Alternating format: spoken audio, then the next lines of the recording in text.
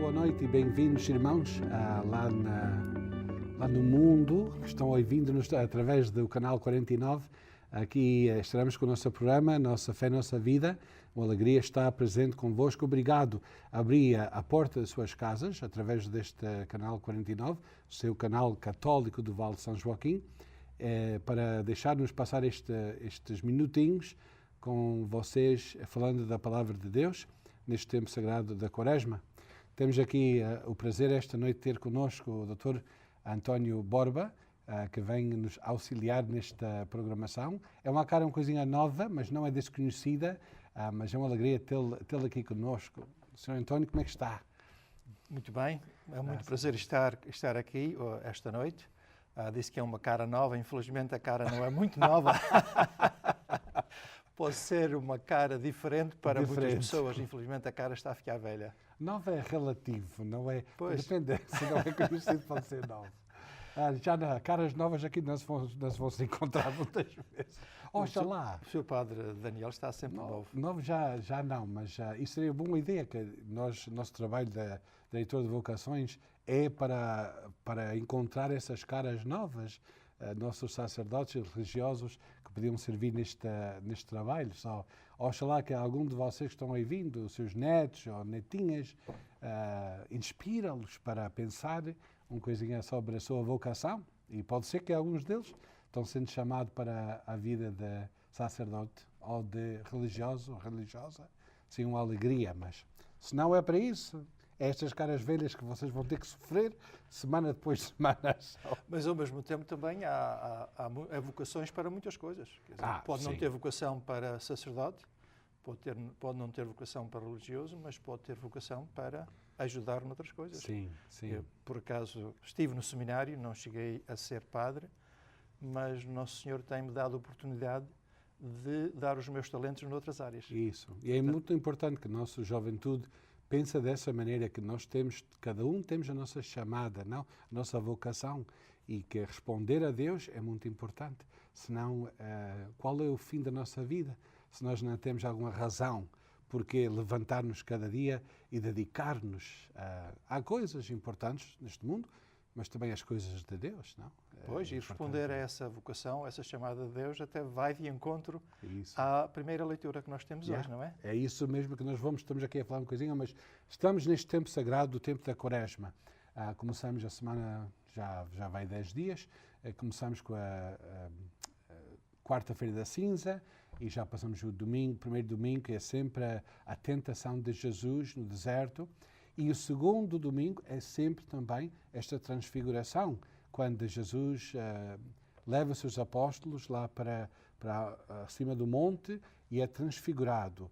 Aparece na sua divindade, na sua glória, por um momento, na presença dos seus discípulos. Isto é sempre o tema deste tempo da Quaresma.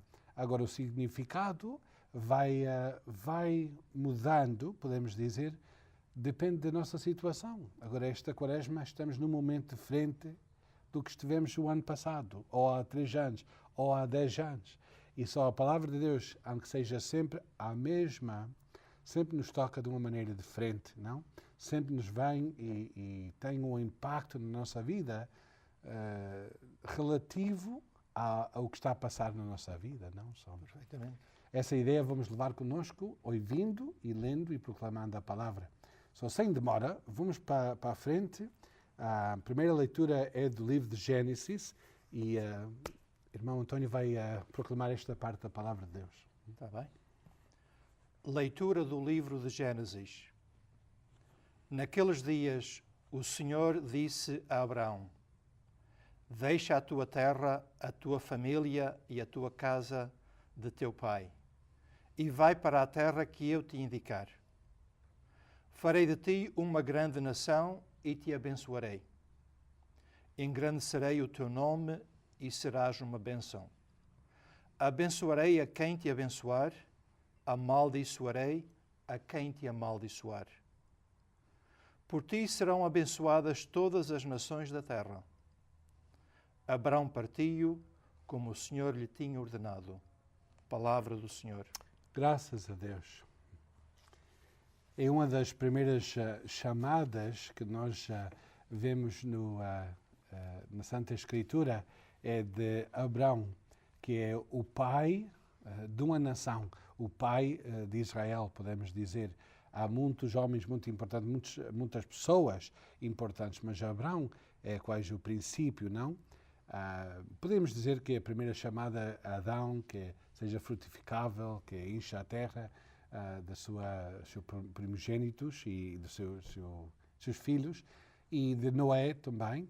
Noé também tinha a sua chamada para construir a arca, para livrar a sua família do dilúvio. Mas este chamamento é uma coisa diferente. Há aspectos aqui interessantes que Deus faz a Abraão e uma promessa muito forte que ele faz. A promessa a Abraão é para fazer dele uma nação, não? Que é interessante, não? Pois. Um homem chamado a ser a fundação ou o primogênito de uma nação. É incrível, não sei. Se nós recebíamos uma chamada assim, não sei como é que sentíamos. Esta leitura tocou-me muito profundamente e de uma maneira especial porque eu vim dos Açores com 17 anos e quando vim dos Açores o meu pai tinha 62 anos e a minha mãe tinha 59. E a razão que eles vieram para aqui foi porque eu queria vir. Se eu não quisesse vir, eles não precisavam vir. Os meus irmãos, os dois mais velhos, já tinham vindo, mas eu, como que tinha 17 anos e nessa altura Portugal estava com a guerra no ultramar, e portanto, se eles não queriam que os jovens saíssem. E portanto, eu disse ao meu pai e à minha mãe: pai e mãe, eu quero ir para a América. E eles venderam o que tinham, que não era muito, e saíram do lugar onde estavam e vieram para uma terra onde não sabiam falar a língua, não conduziam, não podiam visitar com os seus parentes. Eu só muito mais tarde é que consegui apreciar o sacrifício que eles fizeram. E eles fizeram porque eu disse: eu quero ir para os Estados Unidos. E por isso é que eu, ao olhar para esta leitura, ao refletir nesta leitura, e eu ver Abraão, e o Senhor diz: Abraão, deixa tudo o que tens e sai. E caminha. E Abraão nem tão pouco disse nada. Ele caminhou. Ele, portanto, escutou a Deus. E para mim também é esta outra lição de: será que eu estou aberto e escuto ao Senhor quando Ele me fala? Isso. Eu pensava, ao refletir nesta lição, pensava no Padre Daniel, que está responsável pelas vocações. E às vezes nós pensamos: mas será que na realidade o Senhor me está a chamar? Como é que nós sabemos se o Senhor nos está a chamar ou não está? Não sei. O Padre Daniel é o diretor das vocações. Isso é parte da nossa... O papel agora que Deus deu-me no meu ministério é ajudar jovens, rapazes, mas também algumas raparigas, algumas meninas também a abrir-se a essa chamada de Deus e conhecer como é que Deus está falando, mais que falando, atuando na sua vida, não? Há coisas muito normal, podemos dizer, que são requisitos em todos estes processo de discernimento. Uma abertura a Deus, uma disponibilidade que uma pessoa dá, que abre-se a dizer: Senhor, não só estou à procura da minha vontade, mas qual é a tua vontade na minha vida?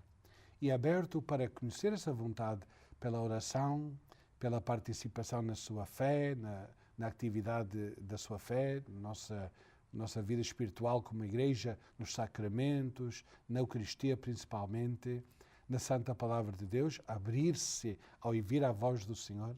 Se nós queremos vir a uma chamada, então, e se nós conhecemos a voz daquele que chama, então, para Cristo, a voz vai ser amplificada melhor dentro da Santa Escritura, não? Só quem quer discernir a sua vocação, a sua chamada, tem que começar com a Palavra de Deus. Como São Jerónimo dizia, não? Quem não conhece a Santa Escritura, não conhece Jesus. É impossível.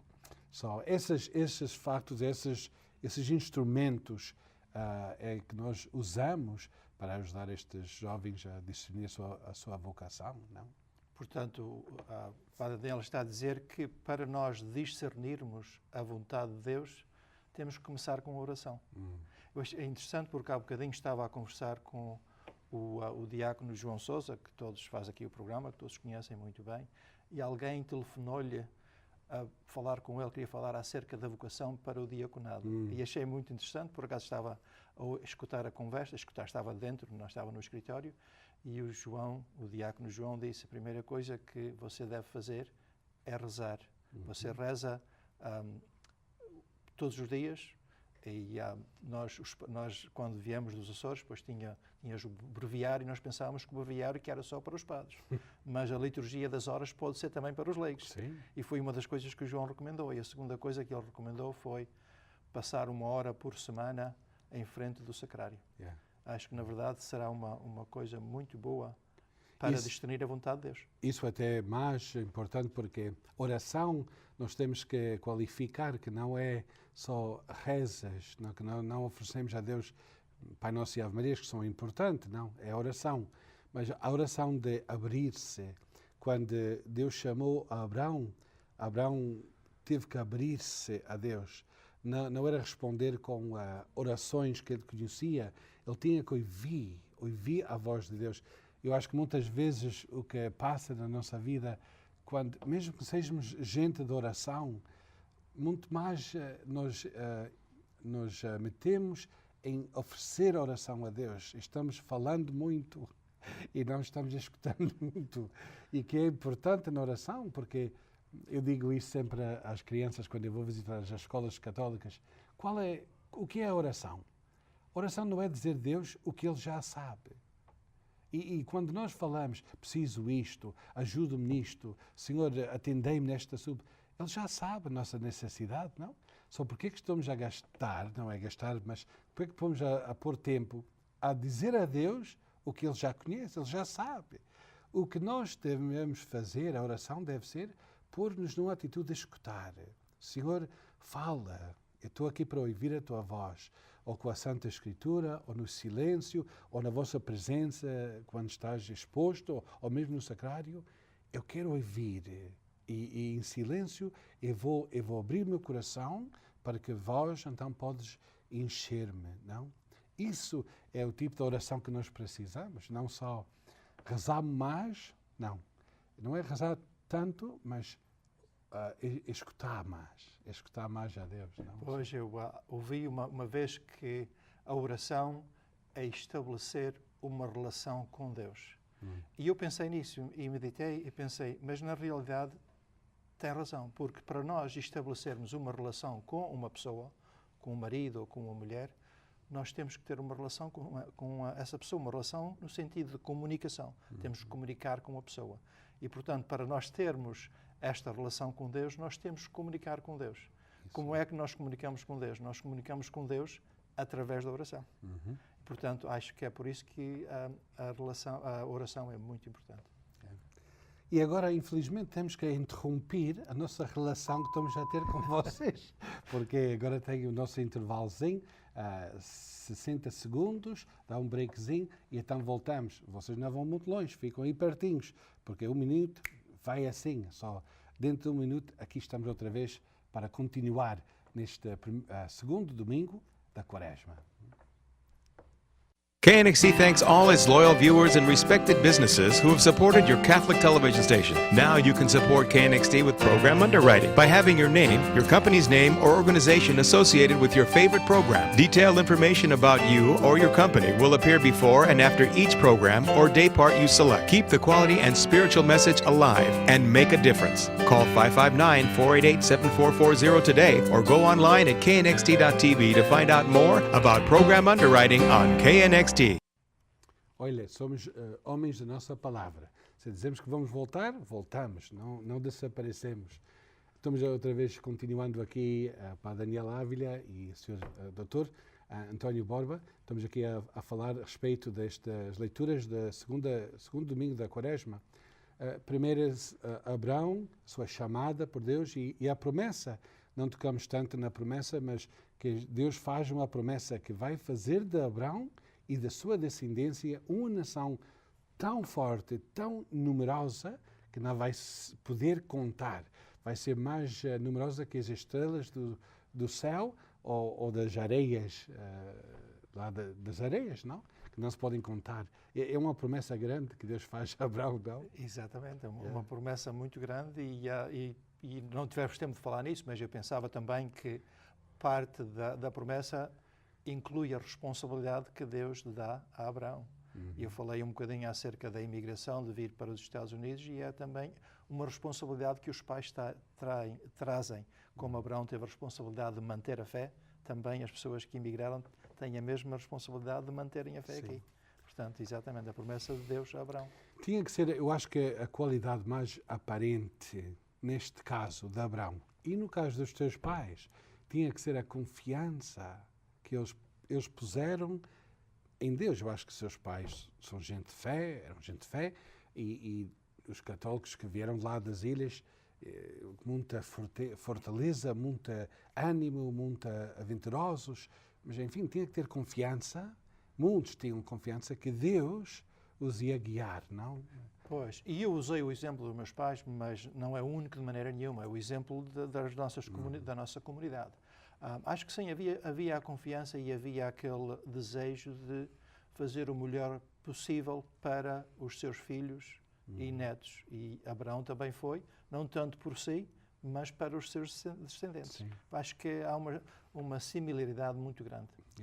Uma semelhança. São Paulo fala disso, mas logo que fala disso a respeito de Abraão, que Abraão pôs a sua confiança em Deus e isso foi considerado acto de fé, não?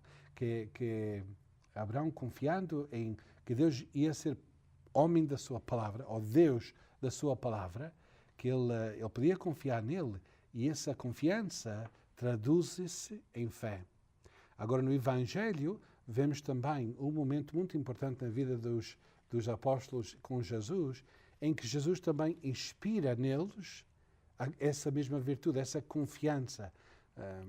Vamos primeiro ouvir o Evangelho e então falamos um coisinha deste dom da confiança que aparece. Estamos no Evangelho de São Mateus. Naquele tempo Jesus tomou consigo Pedro, Tiago e João, seu irmão, e levou-os em particular a um alto monte e transfigurou-se diante deles. O seu rosto ficou resplandecente como o sol e as suas vestes tornaram-se brancas como a luz. E apareceram Moisés e Elias a falar com ele. Pedro disse a Jesus: Senhor, como é bom estarmos aqui. Se quiseres, farei aqui 3 tendas, uma para ti, outra para Moisés e outra para Elias.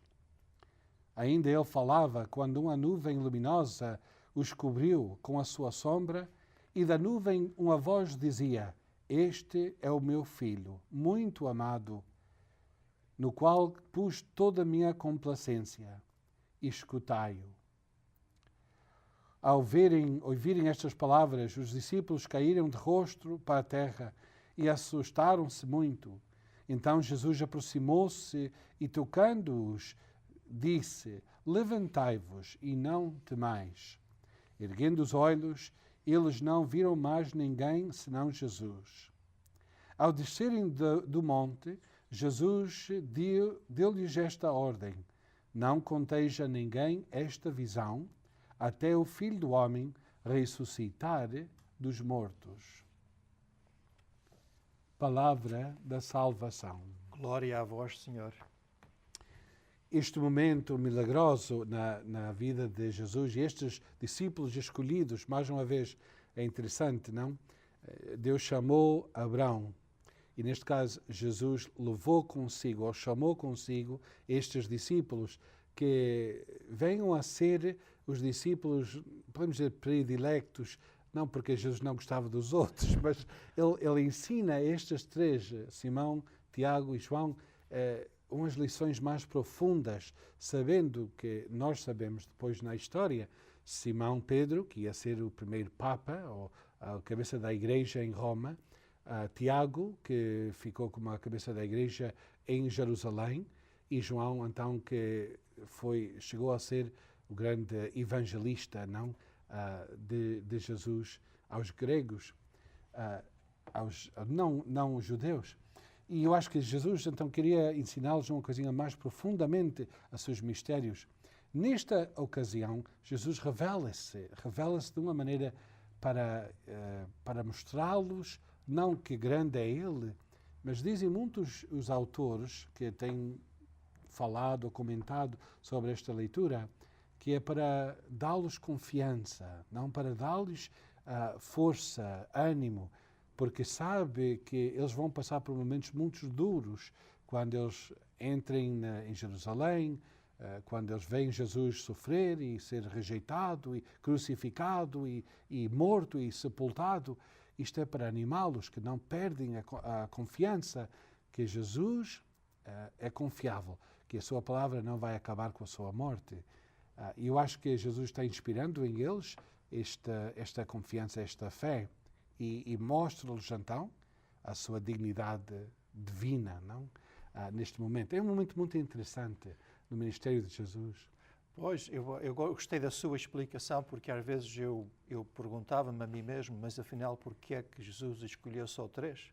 Porquê é que ele não levou os 12? Mas a sua explicação faz sentido neste caso. Yeah. E não sei se estou certo ou não, mas se eu me lembro bem, isto foi depois de Jesus já ter falado acerca da sua crucificação, Yeah. e dos desafios que ia receber e tudo que tinha que sofrer. E às vezes eu penso, mas afinal de contas, como é que estes apóstolos, Jesus diz-lhes, como é que vem e segue-me, e eles seguem-no? Nós sabemos que, a princípio, eles não compreendiam bem tudo o que é que iam sofrer. Talvez estavam a seguir porque pensavam que era o Messias que vinha e que iam ter muita glória e que iam ter posições importantes, isso tudo. E chega-se agora ao ponto em que eles começam a saber que isso não vai ser.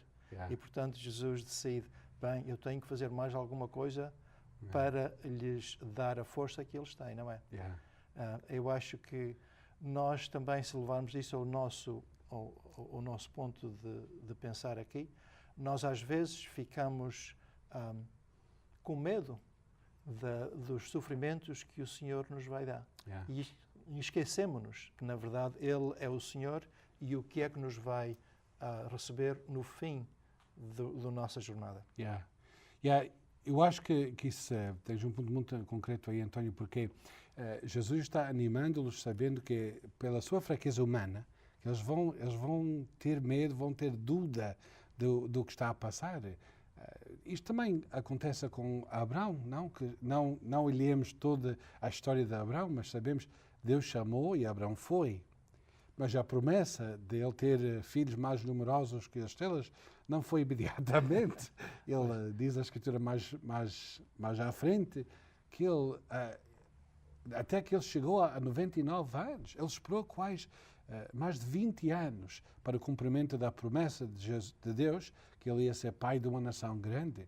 20 anos, já com 80 anos, e esperando, e isto quando é que vai ser, Mas Deus cumpre as suas promessas, não?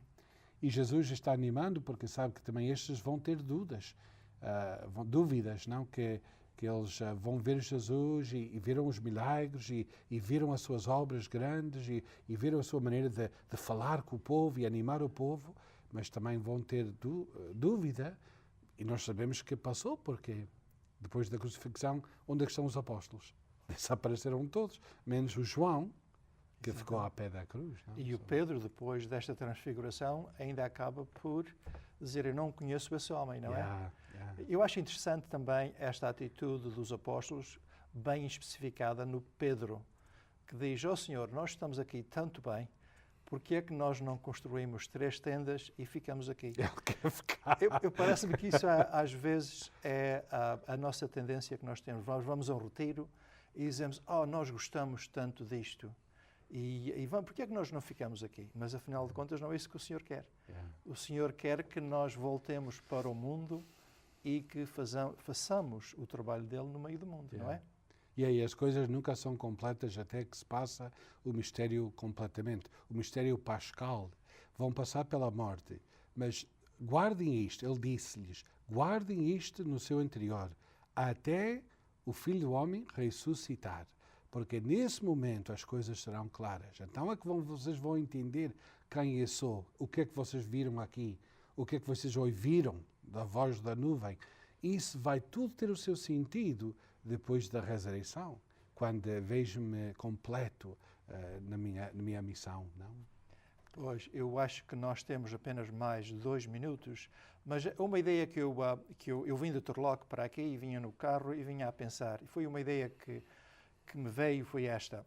Nós às vezes dizemos, nós queremos ser bons, queremos amar a Deus porque queremos o céu, não é? Isso é uma ideia boa, mas também eu pensei, o que é que os nossos pais pensavam se nós dizerem, eu vou amar o meu pai ou a minha mãe por causa da sua herança. Eu só quero amar o meu pai e a minha mãe por aquilo que eles me vão deixar. E nós muitas vezes atuamos com Deus da mesma maneira. Nós queremos amar a Deus porque queremos o céu. Portanto, nós devemos amar a Deus porque Deus é bom, é o nosso Pai que nos ama muito. Podemos dizer que o céu já existe quando estamos nesse amor de Deus. Porque quem está enamorado com Jesus Cristo, aunque tenha que passar problemas e os desertos deste vale de lágrimas, já está uma coisinha no céu, porque Deus já está consigo. Umas lições então que nós podemos levar para esta segunda semana da Quaresma. Confiança em Deus. Ele pede de nós muitas coisas, ou muitas coisas podemos passar, mas nós temos que ter confiança, a confiança de Abraão. Temos que esperar, porque a realidade vai ser revelada quando tudo está completo, como foi com os 3 apóstolos. E tentamos de procurar de vez em quando esses momentos em que Jesus, na sua glória, mostra-se a nós. Quando estamos na missa, quando estamos na oração, quando estamos na Palavra de Deus, vimos um momentozinho, mas já dá, que Jesus está conosco. E quem é Ele? Filho de Deus e Filho de Maria. E Ele está conosco. Levem com esta lição para esta segunda semana da Quaresma e nós esperamos vê-los de novo domingo que vem. Boa noite.